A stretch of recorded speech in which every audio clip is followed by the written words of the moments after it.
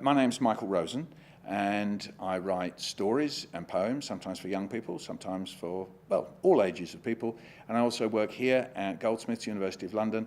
I'm a professor of children's literature, and I teach on an MA in children's literature. I'm a passionate believer in film, passionate believer in us sharing film across cultures and languages.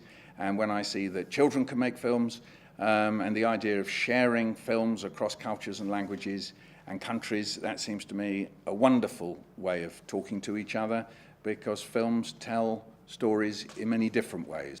Film is a very, what we say, visceral way of telling stories. In other words, you feel it in your body, so it's a very emotional, powerful way of telling stories. I always hope that when people read my poems or hear them or see somebody performing it, whether it's me or somebody else, it will work as a way of them being able to think about themselves and where they come from and the kinds of things that they want to do. So it's like a double bounce, that you recognize something in the poem, but then you start recognizing something in yourself. So they're understanding and acknowledging something that I've done, but seeing something in themselves. And I also always hope that the poems are like springboards, that what will happen is that somebody who reads it will think, well, that's not very special, I could write about that. I quite like it when people sort of diminish me and say, well, it's not very special, that sort of thing happened to me. And I always think, then that will be a chance for that person to write themselves.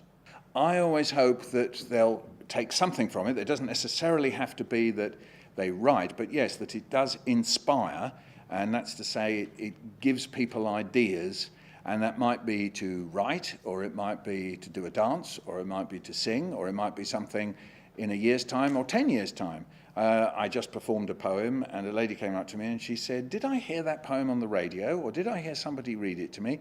Now, I couldn't answer that question, but she said, I kind of knew it. I knew all of it.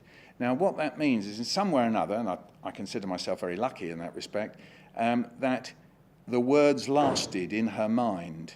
She heard the words and they survived in her mind. And so when I did it again, so in a way, I do think that does inspire people, because it stays with them. Some people say that poetry is portable philosophy. That's to say you can carry it around with you, like you can carry a portable laptop or something like that. The poems give you lines that you can carry around with you. So I hope that maybe some of the lines in my poems are ones that people can carry around with them to inspire them, yes.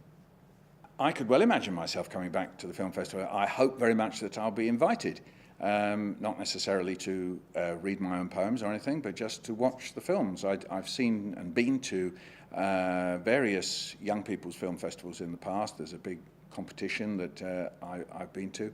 And so, yes, I always enjoy it, always like it, and I hope that I'll be invited.